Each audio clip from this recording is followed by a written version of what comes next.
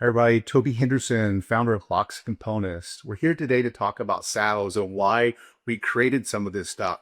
Some of this stuff's been done in the past in different configurations and things, but for racing, I felt that we hadn't really hit the mark when it comes to saddle production. So we make two saddles, right? 22.2 and 27.2, right? We make them in aluminum, both sides, and we make them in carbon, both sides. But the biggest feature for me was nobody had made a race saddle with that angle. So most frames are 72 degrees here, and this angle is very important for me to not be like this. A lot of the companies have using what's called a freestyle saddle, all come from the same manufacturer. And for me, that wasn't the right thing to do. So there's a lot of tooling, a lot of development time to get this saddle to sit this way, and in both carbon and aluminum.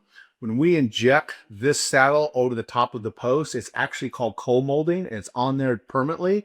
This will never come off. We've never had a single failure. I think they've been selling these for well over 10 years. Very, very high end. The red logo represents box 2, which is the alloy post. The orange logo represents box 1, which is the carbon post.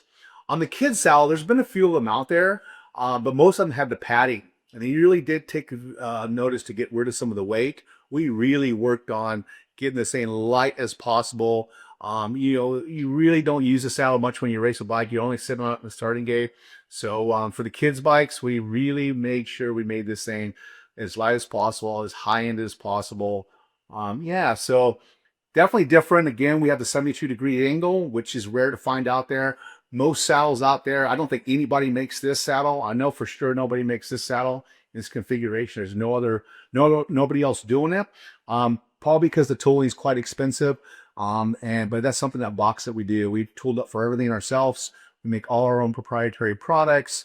You can see the logo there and a logo there, right? So this is our tools and our product. But yeah, a lot of energy went into these things. They're specific to race bikes with the 27.2 and the 22.2.